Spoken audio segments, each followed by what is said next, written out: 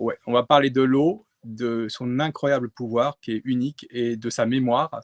Et en fait, c'est presque un disque dur et de son implication sur nous, qui est sidérante. Mais je ne peux pas en parler plus tant que vous n'avez pas vu les images. Et surtout, comme dans le quantique, tout ça est scientifique. D'accord? Donc, ce n'est D'accord. pas l'alliance humaine qui a décidé d'inventer des conneries. Tout ça est scientifique et donc, pour le coup, ben, vous allez vraiment halluciner. Vous allez halluciner, on va en reparler. Ça marche, on va mettre ça, on va mettre la vidéo et puis on vous retrouve tout de suite après cette vidéo qui dure 6 minutes 12. La molécule de l'eau est vraiment petite. Et pourtant, elle présente des caractéristiques extraordinaires. On ne trouve aucune autre molécule qui présente des anomalies similaires. Si une seule de ces anomalies avait manqué, la vie ne serait jamais apparue sur la planète. Chaque propriété de l'eau est unique et trouve difficilement une explication dans le cadre classique et traditionnaliste des lois physiques. Les sciences n'ont toujours pas trouvé réponse à certaines questions. Pourquoi l'eau est-elle la seule substance sur Terre qui peut se présenter en 3 états, liquide, gazeux et solide? Pourquoi la tension de la surface de l'eau est-elle la plus élevée parmi tous les liquides? Pourquoi l'eau est-elle le dissolvant le plus puissant au monde et comment? De quelle façon l'eau, défiant la gravité terrestre, est capable de remonter à l'intérieur des troncs des grands arbres, surmontant ainsi des pressions de dizaines de bars?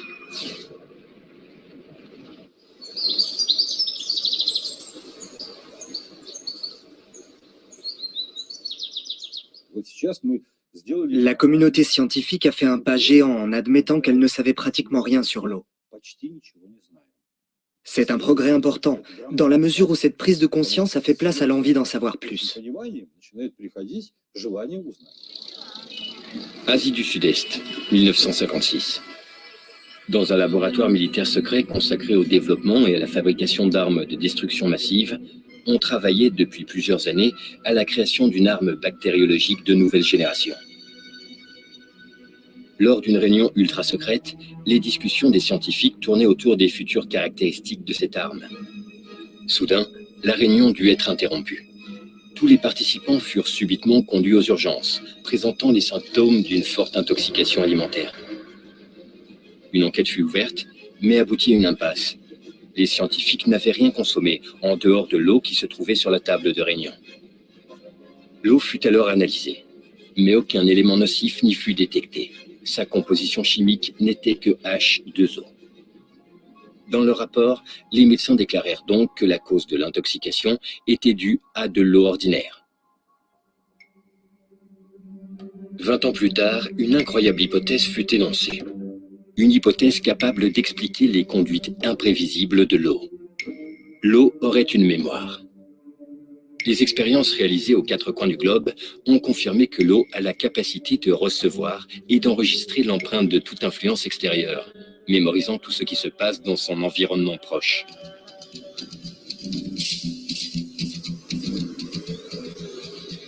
Toute substance qui entre en contact avec l'eau y laisse donc une trace. Nos ancêtres ne l'avaient-ils pas deviné quand ils transformaient l'eau ordinaire en eau curative en utilisant des récipients en argent? À ce jour, l'eau structurée ou dynamique est le meilleur antibiotique qui soit, à tel point que l'armée américaine a utilisé cette eau en Irak et en Afghanistan.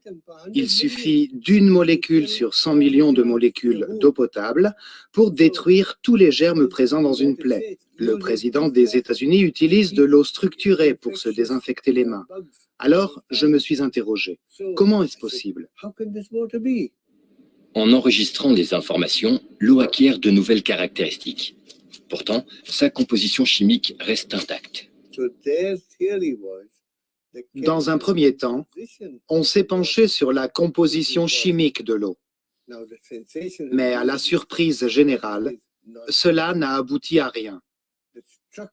Car la composition chimique importe bien moins que sa structure. Quand on parle de la structure de l'eau, on parle de l'organisation de ses molécules, de la façon dont les molécules de l'eau s'agroupent entre elles. Ces agrégats d'atomes sont appelés clusters, Et les scientifiques ont supposé que les clusters agissent en quelque sorte comme les cellules de la mémoire, où l'on enregistre ce qui l'entoure, telle une bande magnétique.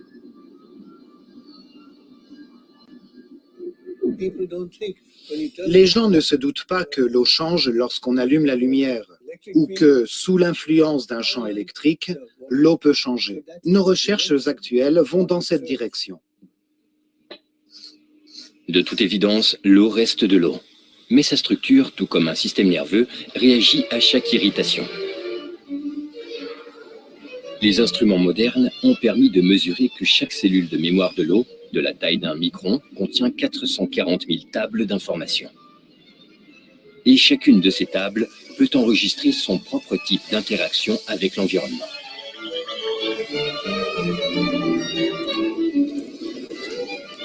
Si on considère un cluster comme un agrégat de molécules spécifiques, alors sa durée de vie est courte. Mais si on le considère comme une structure, les molécules peuvent quitter et réintégrer à loisir, sa durée de vie s'en voit largement accrue. Et c'est justement cette stabilité de la structure du cluster qui a confirmé l'hypothèse de la capacité de l'eau à enregistrer et à stocker des informations. Peut-être que l'eau est une sorte de disque dur rempli d'informations, unique en son genre. Nous devons connaître son organisation. C'est comme un alphabet. Si je vous présente un nouvel alphabet, vous ne pourriez pas comprendre de mots ni de phrases structurées, parce que vous ne reconnaîtriez même pas ces lettres. Donc la structure moléculaire est l'alphabet de l'eau. Grâce à elle, vous pouvez composer des programmes dans l'eau et vous pouvez les modifier. On va aller crescendo. Ce que vous avez vu là avec un début, vous allez halluciner. On dit qu'on va à la source d'ailleurs, et nous on parle de la source. Je pense que c'est le lien le plus proche entre la source spirituelle et nous. Hein.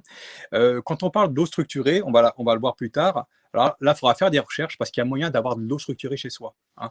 Il y a plein de méthodes. Mais l'eau structurée, ce serait une eau qui serait sortie, je dirais, pas d'un glacier, mais même de la haute montagne et qui n'aurait pas été en contact avec l'homme. Elle est au top. Dès qu'elle est en contact avec l'homme, elle commence à se modifier. Dès qu'elle est en contact avec des énergies négatives ou quelque énergie que ce soit, elle va s'imprégner d'énergie. Ça, c'est fou. C'est un disque dur. Par contre, l'excellente nouvelle, c'est que si vous arrivez à modifier ne serait-ce qu'un verre d'eau dans sa structure et que vous le versez dans 100 litres d'eau, ce verre d'eau va modifier la structure des 100 litres qui n'est pas bon, en fait, qui est de l'eau quasiment morte. Ça, on va le voir par la suite. Et vous verrez à quoi ça sert. Mais c'est un grand secret. Et en réalité, vous savez que ce qu'ils veulent, c'est nous vendre l'eau très, très chère. D'ailleurs, l'eau a été mise en bourse la semaine dernière. Voilà. Donc ça, ils en ont pris, c'est assez récent, ces grandes découvertes sur l'eau, mais insidieusement, je pense que dans toutes les religions, ils le savent, le baptême avec l'eau, enfin, l'eau vraiment est partout, chez les musulmans, donc la purification à l'eau, enfin, l'eau est partout, ils savent qu'elle a des pouvoirs magiques, et vous allez voir jusqu'à où ça va, pardon. Je ne vais pas être trop bavard, il faut peut-être un peu être sur le chat un peu... Bon, bah voilà, essayez de vous concentrer sur ce qui est dit, c'est super important, c'est magique. Ouais. Donc si vous aimez la magie, ben voilà, elle est à portée de l'eau. Vous aimez la magie, vous aimerez l'eau. Voilà. On y retourne. Ok, on va regarder ça.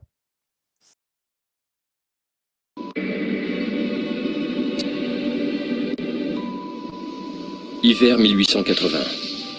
Le bateau Lara, parti de Liverpool, fait route vers San Francisco. Au 3e jour de trajet, un incendie se déclare à bord. Les canots de sauvetage quittent le bateau. Parmi les rescapés se trouve le capitaine Neil Carey. Mais très vite, les réserves d'eau s'épuisent et les survivants commencent à souffrir de la soif. Après 3 terribles semaines de tourmente en pleine mer, ces hommes atteignent enfin la côte. Le capitaine Carey, considéré comme un homme intègre et sérieux, raconte ce qui les a sauvés. Nous avons rêvé d'eau douce, et nous avons commencé à imaginer l'eau bleu marine se transformer en eau bien verte et potable. J'ai rassemblé mon courage et j'ai puisé de l'eau. Quand je l'ai goûtée, elle était douce.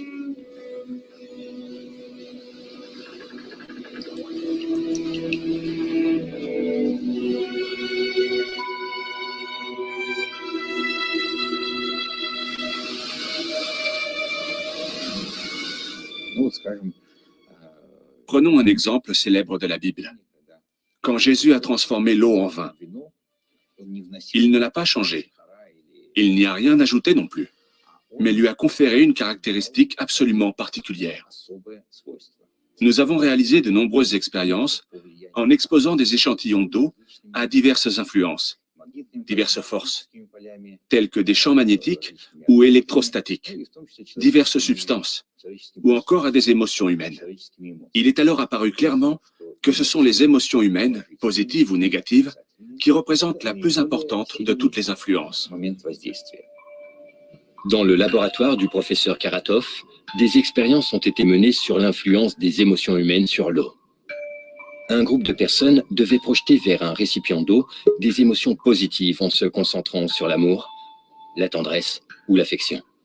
Ensuite, on a remplacé les récipients et on leur a demandé de se concentrer sur des émotions négatives, telles que la peur, la rancune ou la haine. Après cela, on a analysé l'eau contenue dans les deux échantillons. Et en effet, l'eau s'est modifiée selon le type d'émotion.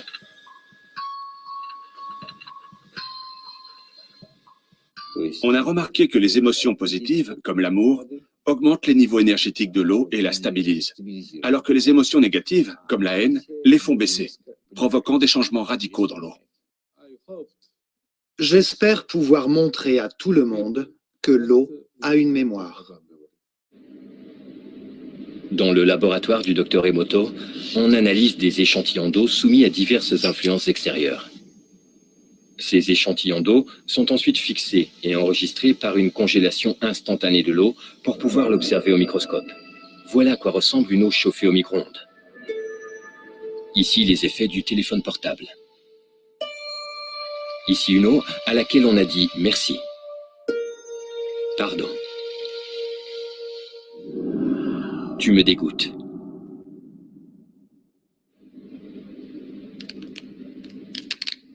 Aujourd'hui, les technologies modernes permettent de structurer l'eau artificiellement.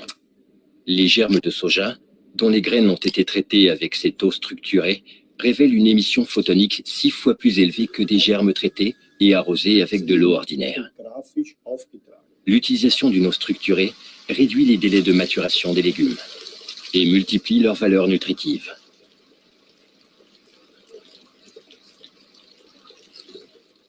Si on compare les germes traités à l'eau structurée, ils étaient longs, réguliers et forts. En revanche, ceux qui n'étaient pas traités étaient courts, fins et fragiles. On constate que les plantes issues des graines qui ont été traitées sont mûres, tandis que les légumes dont les graines n'ont pas été traitées sont encore verts. Le lien entre cette eau et la croissance des légumes et des fruits est donc établi. Pour l'irrigation des plantes, le recours à l'eau structurée permet d'économiser 20% d'eau, alors qu'aucun engrais n'a été rajouté ni dans le sol ni dans l'eau. Seule sa structure est modifiée. Entre-temps, les scientifiques peuvent expliquer comment cela se passe. Par contre, ils n'ont pas encore de réponse à la question « Pourquoi cela arrive-t-il » L'homme, selon son âge, est composé de 70 à 90% d'eau. Pour maintenir ses fonctions vitales, l'homme adulte boit quotidiennement plus ou moins 2,5 litres d'eau par jour. Dans son bain ou en prenant sa douche, il absorbe encore 1,5 litre d'eau.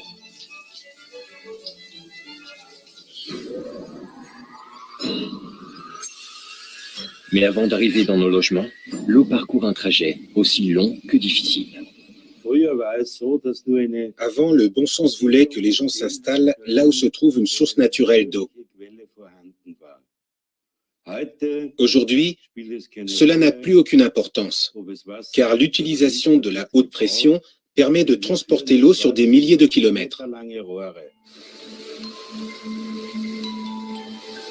Dans la nature, l'eau suit harmonieusement des courbes, en serpentant sensuellement. Alors que dans un réseau hydraulique, l'eau tourne des centaines de fois à angle droit.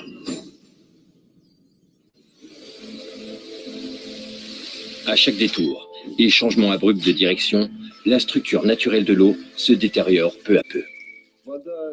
Quand l'eau du robinet arrive chez nous, après avoir traversé tout un réseau hydraulique, elle présente plusieurs cristaux de formes diverses, mais leurs structures sont toujours déformées. Voilà à quoi cela ressemble. Les cristaux s'assemblent d'une façon chaotique, sans esthétique ni aucune symétrie. L'eau qui stagne dans un système de chauffage central est inanimée et croupie, sans un processus vitalisant. Elle aspire ou absorbe l'énergie des gens, des plantes et des animaux qui y habitent. Elle leur vole cette énergie. On sait que dans la plupart des grandes villes, l'eau courante est stockée dans des circuits fermés. Après des processus agressifs d'épuration chimique et de filtrage puissant, elle revient dans nos maisons en gardant en mémoire les produits chimiques qu'elle a croisés et la violence qu'elle a subie. Mais la pollution la plus terrible est celle des informations que l'eau absorbe en passant par des tuyaux longs de plusieurs kilomètres et des milliers de maisons et d'appartements.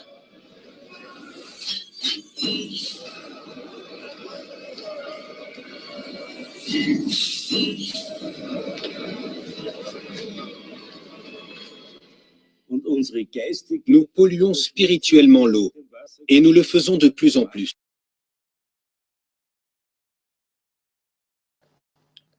Ok. Ok, alors.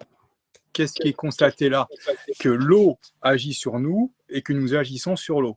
Et en fait, ces vieux radiateurs qu'on a connus avec l'eau qui fonctionnaient avec de la flotte, c'est des réservoirs en fait qui puisent toute notre énergie. Tout ça est scientifique. Hein. Donc, vous savez, on a tous entendu parler de ces jardiniers qui faisaient grossir leurs fruits et légumes en leur parlant. Hein. Et qui c'est qui flattait? C'est plutôt l'eau qui sont contenus dans les végétaux.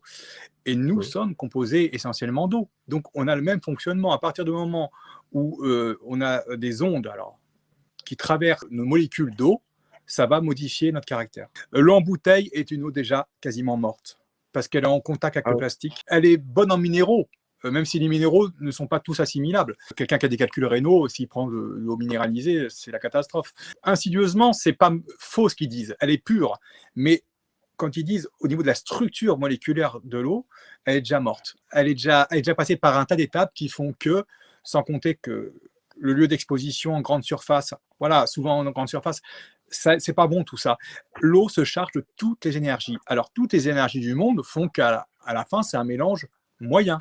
Okay, mais on peut imaginer que sur des lieux très paupérisés où il y a une misère, eh ben, l'eau qui va dans tous les appartements, qui circule partout, va se charger intrinsèquement de cette énergie-là. Elle se charge de tout ça.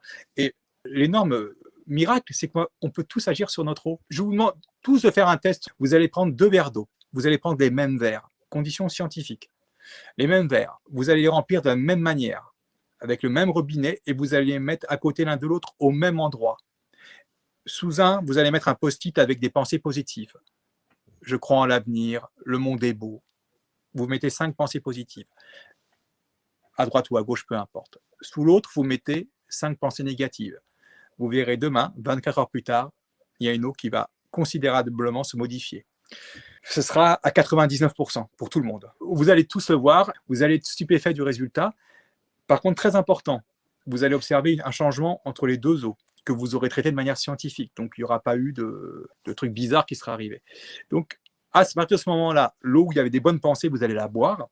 Et l'eau où il y a eu des mauvaises pensées, vous ne la touchez pas, vous la mettez directement aux toilettes. Hein, vous ne la touchez jamais. Et cette manière d'agir sur l'eau, vous pourrez le faire, mais toujours pour du bon, jamais pour du mauvais.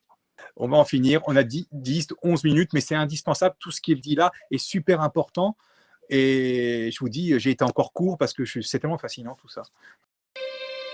L'équipe de recherche du professeur Korotkov a mis au point un appareil permettant de mesurer l'énergie contenue dans l'eau. Il a été conçu sur la base de l'effet Kirlian. Toute substance placée dans un fort champ électromagnétique émet un halo lumineux. Plus l'énergie d'un objet est forte, plus sa luminescence est vive. L'eau du Venezuela va être comparée avec de l'eau potable du robinet. On peut dire que cette eau du Venezuela n'est pas 2 ou 3 fois, mais 40 000 fois plus active. Bref, nous sommes en présence de 2 liquides fondamentalement différents. Cette eau a une forte influence sur tout l'organisme, sur tout le système nerveux. Ce qui expliquerait pourquoi là-bas, où nous étions, les populations indiennes, malgré leur dénuement, vivent très vieux, sont si épanouies, et qu'ils refusent en bloc l'arrivée de la civilisation.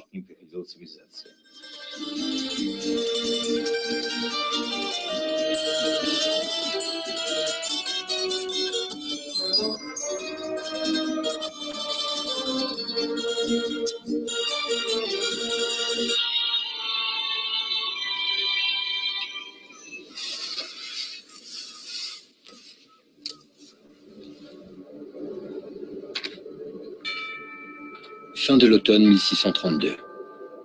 Un pauvre paysan orphelin du village de Ningen, près de Stuttgart, en avait assez de la vie. N'ayant aucun souvenir de ses parents et ne sachant rien de ses origines, il se mit en route vers l'Italie du Sud en quête d'une vie meilleure.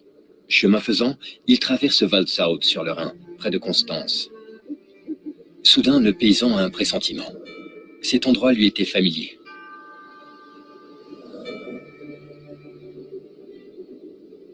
Se fiant à son instinct, il fut irrésistiblement conduit vers un bosquet. En y entrant, il aperçut une source. Le jeune homme s'en approcha pour s'y désaltérer.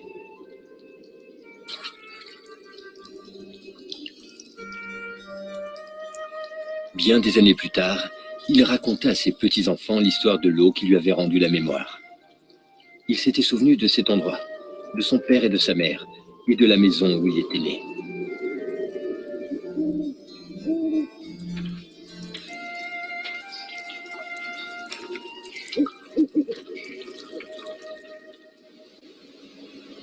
D'après les observations de la science moderne, la structure de l'eau contenue dans chaque être humain est identique à la structure de l'eau de l'endroit où il est né. Voilà pourquoi nous gardons tout au long de notre vie un lien intrinsèque avec l'endroit où nous sommes nés. Les concepts de patrie ou d'origine iraient donc bien au-delà des valeurs poétiques ou anthropologiques, puisqu'ils contiennent également en eux une réalité physiologique.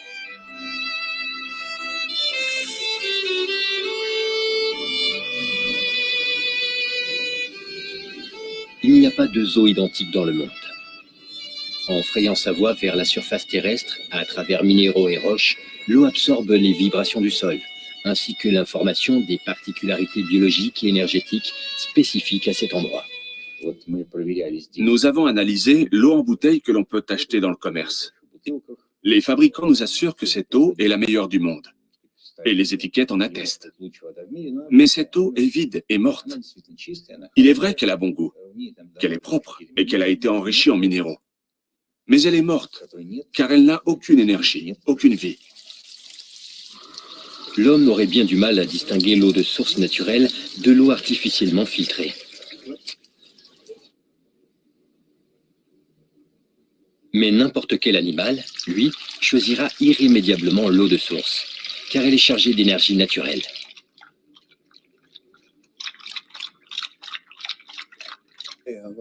Notre cerveau est principalement composé d'eau. Le mouvement des molécules d'eau laisse une empreinte dans le cerveau. Et l'eau, à un certain degré, participe à la structuration des informations du cerveau.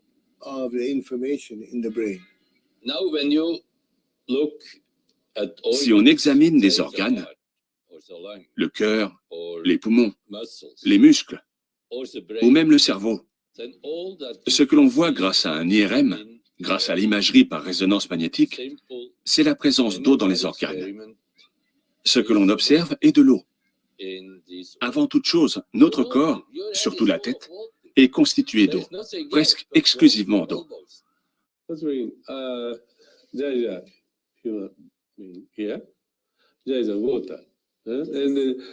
Imaginons une simple expérience. Prenons un homme et de l'eau. De l'eau contenant différentes informations. Si on injecte cette eau à cet homme, son corps va s'approprier ces informations. Et cela peut changer l'état, le caractère de cet homme.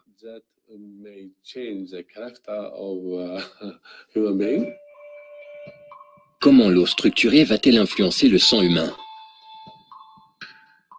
Un médecin prélève un peu de sang à cette patiente. Grâce à une simple goutte d'hémoglobine et à un microscope, il peut savoir dans quel état se trouve son organisme. Ce sont des globules rouges. Ils se sont agglomérés car ils ont perdu leur charge électrique. Ils se sont empilés comme une pile de monnaie, en cycle décadent. On observe ici un amas de symplastes. Les symplastes sont une des 3 voies de transport radial de l'eau dans les tissus. Concentrés, ils sont liés aux arrêts cardiaques, à l'arthrite, aux maladies des poumons et à d'autres pathologies qui pourraient sévir à l'avenir. Le médecin propose à la patiente de boire un peu d'eau structurée. Après 12 minutes, le médecin analyse de nouveau son sang. Comme vous le voyez, les cellules sont mobiles et devenues lisses. Elles ont récupéré leur charge électrique et peuvent ainsi assurer le transport sans perturbation de l'oxygène dans le sang. Du coup, le pH du sang s'est également normalisé. Je suis simplement étonnée de voir ce qu'une simple prise d'eau peut faire. En 1995, le docteur Emoto Masaru a pour la première fois réussi à démontrer des empreintes musicales sur l'eau. Dans son laboratoire, il lui a littéralement fait écouter de la musique, puis soumis cette eau à une congélation subite.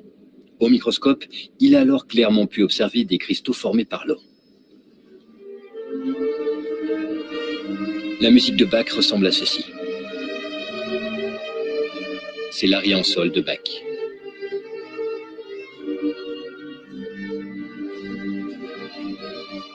Ici Mozart et sa 40e symphonie.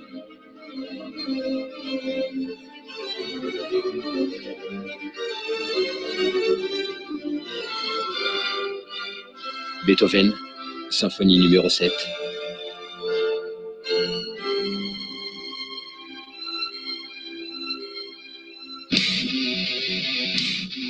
Et du métal.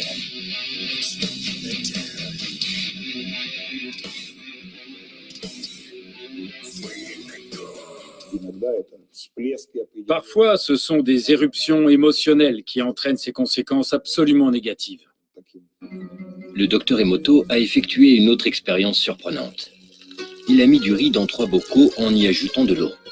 Puis tous les jours, et ce pendant 1 mois, il a dit « merci beaucoup » au premier bocal, « tu es un idiot » au deuxième. Quant au troisième, il l'a ignoré complètement.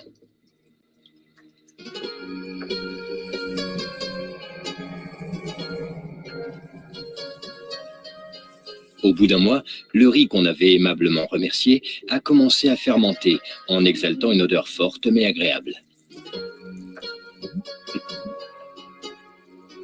Le riz du deuxième bocal a noirci. Le riz qui était ignoré, lui, a pourri.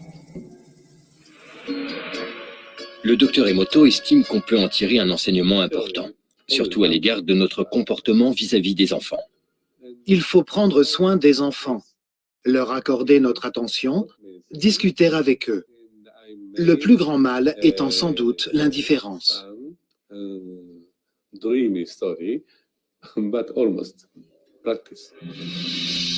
Des observations concrètes montrent que la haine ou la colère n'ont pas seulement un impact néfaste sur l'entourage, mais aussi sur nous-mêmes.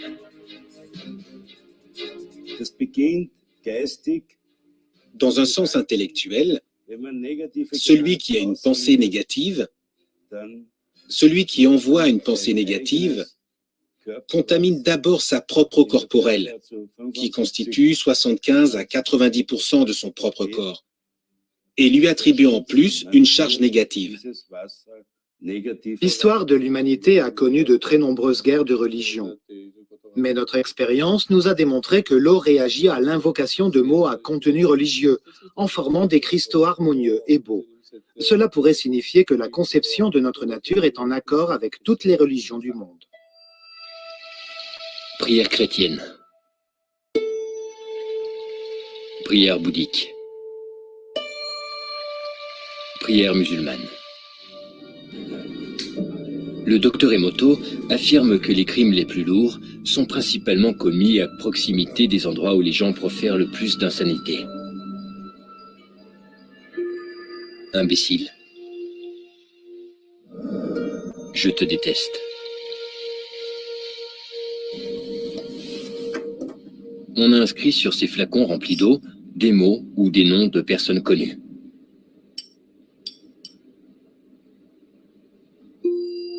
Amour. Espoir. Âme. Mère Teresa. Hitler. Les nombreuses expériences menées par le docteur Masaru Emoto afin de découvrir le mot capable de purifier au mieux l'eau ont finalement montré qu'il ne s'agit pas d'un mot, mais de deux, amour et merci.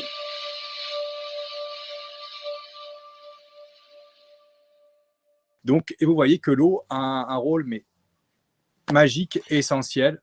Vous pouvez, alors un truc simple, vous avez de l'eau, l'eau du robinet, et vous allez le mettre en bouteille de verre, s'il vous plaît, et vous marquez dessus « Merci, amour ». Ça suffira. Vous allez avoir une action considérable sur l'eau. Ça vous paraît incroyable, mais c'est vrai. C'est vrai.